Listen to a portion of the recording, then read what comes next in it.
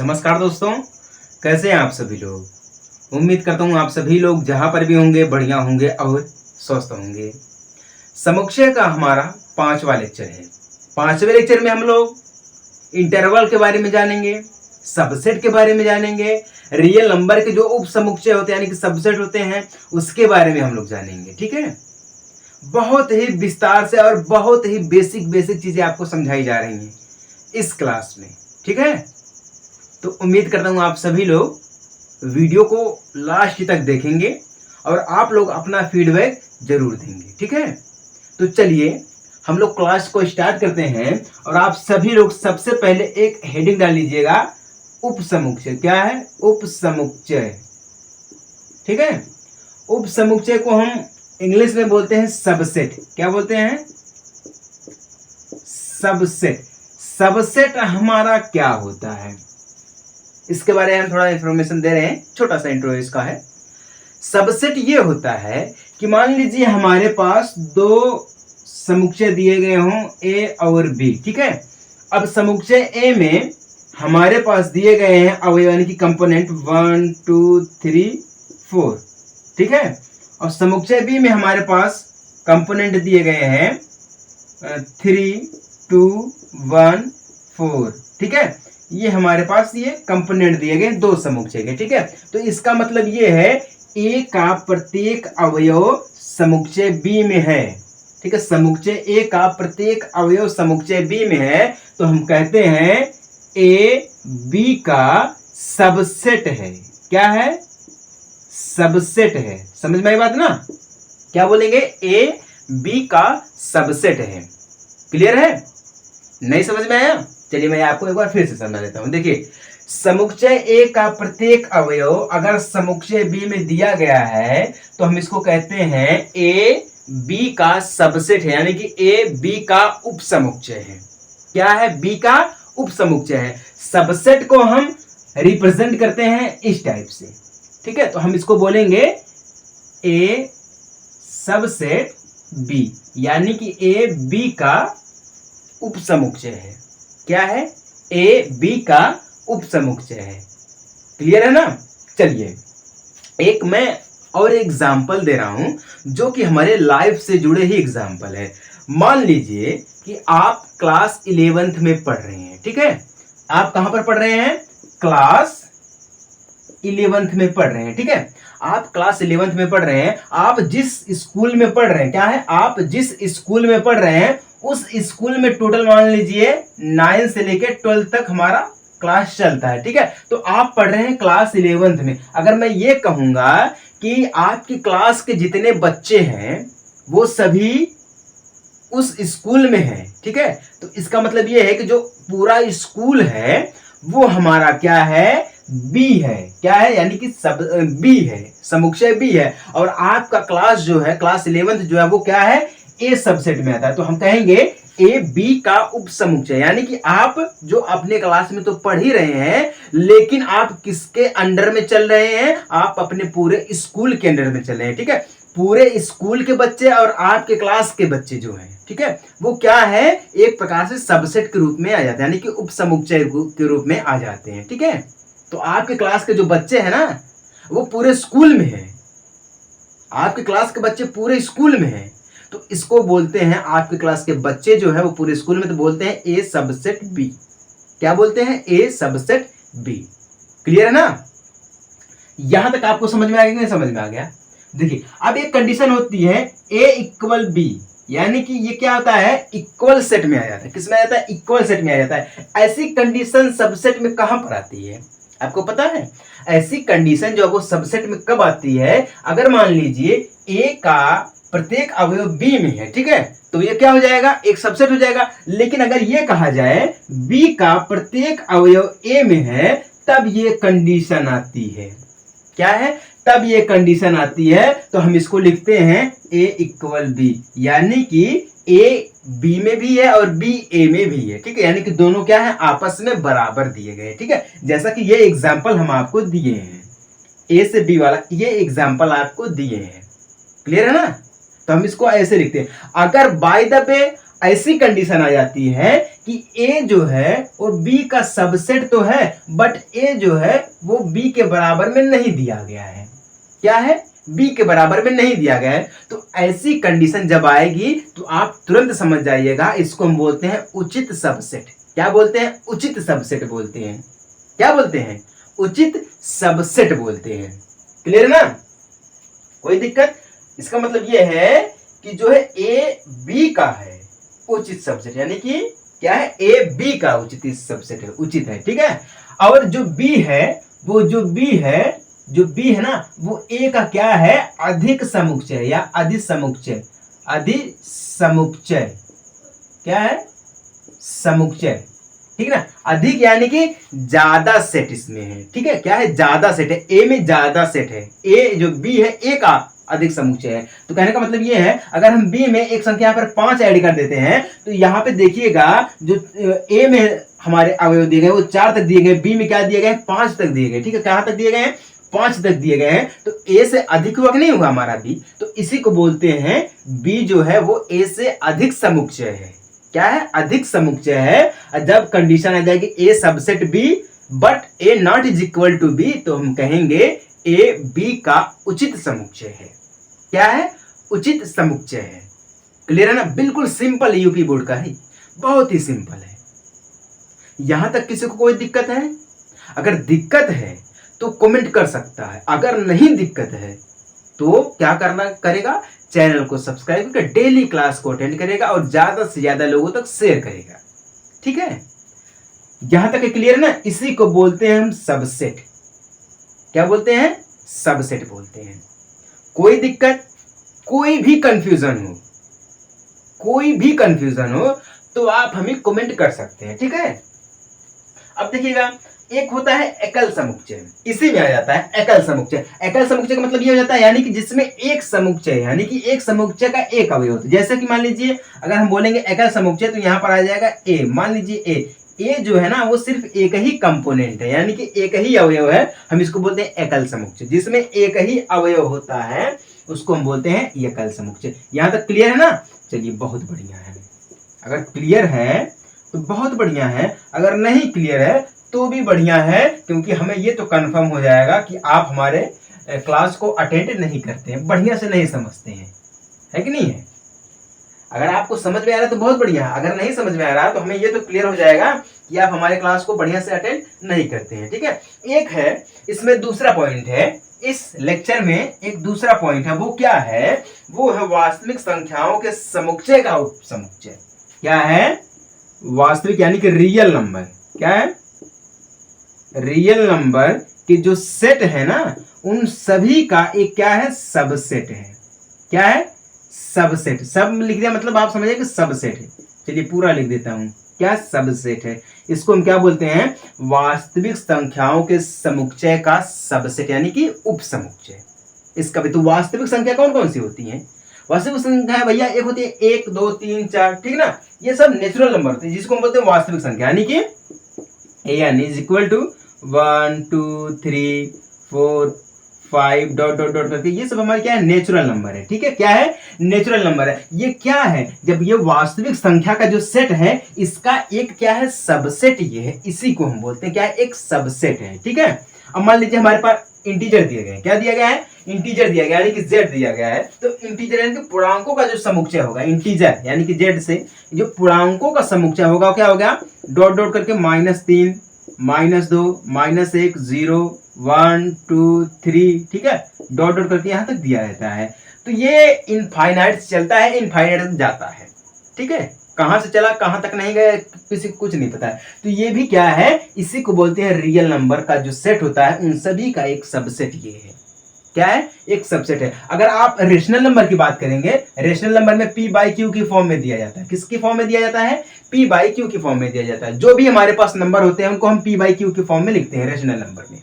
ठीक है। तो ये भी क्या हो जाएगा? एक सबसेट हो जाएगा। किसका? वास्तविक संख्याओं का जो सेट होता है उसका एक सबसेट होता है ये। ठीक है। किसी को कोई दिक्कत? अगर कहीं पर भी आपको कोई दिक्कत लग रही है, आपको लग रहा है कि मैं यहाँ पे कंफ्यूज हो रहा हूँ, ठीक है, तो आप हमें जो है फटाक से बता सकते हैं। ठीक है। क्या कर सकते हैं? फटाक से बता सकते हैं। चलिए, ये क्लियर है कि नहीं क्लियर है? ये सब समझने की बातें होती हैं, बेसिक चीजें ये सब होती हैं। एक तीसरा पॉइंट है इस लेक्चर में, तीसरा पॉइंट है अंतराल आर के उप समुच्चयों के रूप में, यानी कि interval is subset of R, यानी कि इंटरवल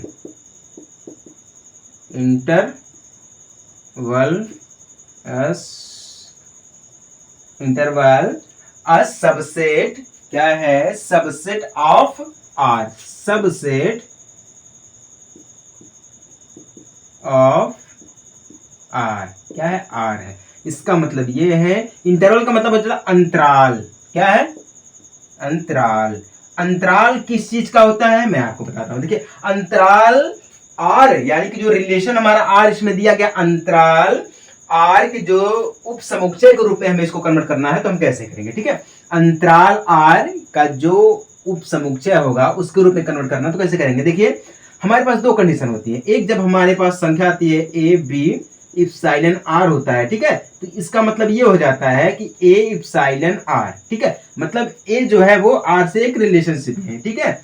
बी इप्सिलॉन आर, इसका भी मतलब हो जाता है कि बी भी रिलेशनशिप में है, आर से है, ठीक है। तो इसका मतलब ये हो जाता है कि A epsilon R and B epsilon R. तो यहाँ पे जो संख्या हमारी बनती है, जो रियल नंबर का जो सेट बनता है, इन दोनों में जो रियल नंबर का सेट बनता है वो क्या बनेगा, रियल नंबर का सेट y से बनेगा। तो यहां से देखिए a less than y less than b, क्या है ये, क्या बनेगा, रियल नंबर का जो सेट बनेगा वो यही बनेगा, ठीक है। हम इसको लिखेंगे RNS, यानी कि रियल नंबर का जो सेट बनेगा, रियल नंबर सेट, RNS मतलब रियल नंबर का जो सेट बनेगा, ठीक है, वो क्या है, a less than y less than b। मतलब क्या इसका है, इसका मतलब ये, जब ऐसी कंडीशन में लिखा जाएगा, लेस देन में, सिर्फ लेस देन में लिखा जाएगा, तो हम इसको लिखेंगे a जो है a से b तक। कहां से, a से b तक, इसको हम मझले ब्रैकेट में रखेंगे, सॉरी छोटे ब्रैकेट में, कहां पर,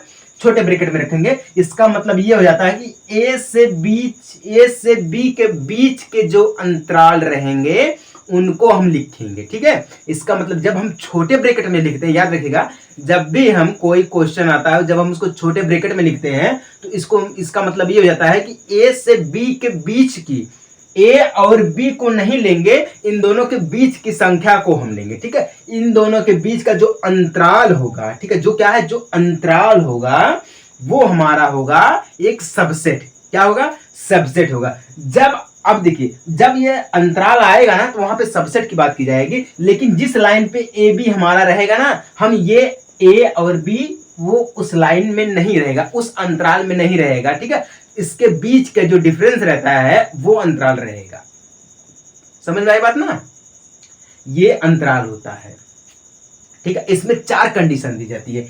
एक कंडीशन होती है अंतः बिंदु, यानी कि जो अंदर बिंदु बंद होता है, क्या होता है, अंदर बिंदु बंद होता है, ठीक है, ठीक है ना, उसको हम बोलते हैं संवित बंद, यानी कि अंतराल कहते हैं। इसके लिए कंडीशन ये होती है, जब अंदर अंदर की बात की जाती है तो हम वहां पे लिखते हैं, इसी को हम लिखेंगे, इसी को मान लीजिए y लिखेंगे a less than equal y less than equal b, क्या लिखेंगे, लेस देन इक्वल b। तो इसका जब देखेगा, जब लेस देन इक्वल की बात करेगा, तो इसका मतलब है a और b दोनों को हम लेंगे, ठीक है, a से लेके b तक, a को भी लिखेंगे b को भी लिखेंगे, इसके बीच का जो अंतराल है यानी कि इंटरवल है उसको भी हम लिखेंगे, ठीक है। तो हम इसको कैसे लिखेंगे, बड़े ब्रैकेट में लिखेंगे a b, ठीक है, सब बड़े ब्रैकेट में। जब इक्वल लगेगा तो हम उसको बड़े ब्रैकेट में लिखेंगे, ठीक है, क्या करेंगे, बड़े ब्रैकेट में लिखेंगे। जैसे कि मान लीजिए हम एक लाइन पे चल रहे हैं, ठीक है,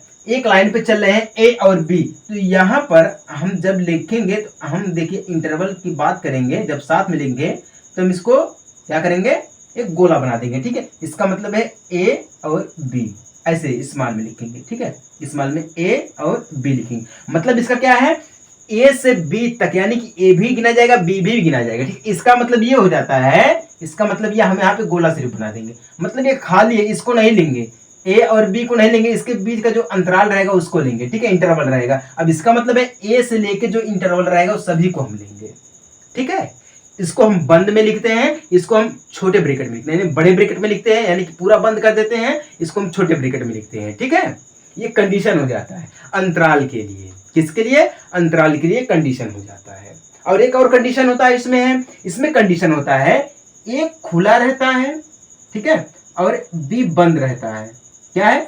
ए खुला रहता है, बी बंद रहता है। इसका मतलब ये हो जाता है कि जब भी हम लेते हैं, ठीक है, जब भी हम लेते हैं तो जब हम इसको लेंगे, इस रियल नंबर के जो सेट होगा इसको जब हम लेंगे, इसका मतलब ये हो जाएगा y से होगा तो a रहेगा, तो a लेस देन सिर्फ लिखेंगे। क्या लिखेंगे? a लेस देन लिखेंगे। क्या लिखेंगे? फिर हम y लिखेंगे। क्या लिखेंगे? y लिखेंगे। जब b की बात आएगी लेस देन इक्वल हम b लिखेंगे। ठीक है, क्या लिखेंगे? इक्वल में b लिखेंगे। इसका मतलब ये हो जाएगा कि a को छोड़ से, यानी कि a को हम नहीं लिखेंगे। क्या करेंगे? a को हम नहीं लिखेंगे, बाकी a को जब छोड़ेंगे तो a से b तक, यानी कि a को नहीं लिखेंगे, b तक लिखेंगे, यानी कि b को भी लिखेंगे। b तक लिखेंगे मतलब b को भी लिखेंगे, लेकिन a को नहीं लिखेंगे। a जो है वो खुला रहेगा, अब b जो है वो बंद रहेगा। चूंकि ऐसा क्यों होता है? जब भी हम लिखते हैं कि सिर्फ लेस देन, क्या लिखते हैं? जब सिर्फ लेस देन लिखते हैं तो इसका मतलब ये हो जाता है कि हम संख्या को छोड़कर लिखेंगे। जैसे कि यहाँ पे देखिए लिखा गया ए लेस देन, मतलब ए को हम छोड़कर लिखेंगे। ठीक है, कंडीशन ये बोलता है। तो इसमें हम कैसे लिखेंगे? क्योंकि देखिए जब हम ऐसे रेखा को बनाएंगे तो एक को ला देंगे और एक को हम ब्लैक में यानी कि डॉट में बना देते हैं, यानी कि ए और बी, यानी कि ए से तक बी तक हम गिनेंगे, लेकिन ए को नहीं गिनेंगे, लेकिन बी को गिनेंगे। क्या है? ए को नहीं गिनेंगे लेकिन बी को गिनेंगे। ठीक है, तो ये कंडीशन है तीसरी। और चौथी कंडीशन ये हो जाती है कि जब भी हम ऐसे लिखेंगे, ब्रैकेट में बंद करेंगे ए एंड बी को हम ऐसे लिखेंगे तो इसका अपोजिट हो जाएगा। इसका क्या हो जाएगा? अपोवर्जी हो जाएगा, जिसको हम बोलते हैं अपोजिट साइड में। ठीक है, तो इसका मतलब ये है कि हम बी को ए को हम लेंगे, ए को लेंगे बट बी को हम नहीं लेंगे। ठीक है, तो इसका मतलब ये हो जाएगा कि a less than equal y less than b। क्या है? लेस देन b है। ठीक है, इसमें 3-4 कंडीशन ऐसी होती हैं जिसको हम बोलते हैं इंटरवल सबसेट ऑफ r। क्या है? Interval subset of r। Clear है?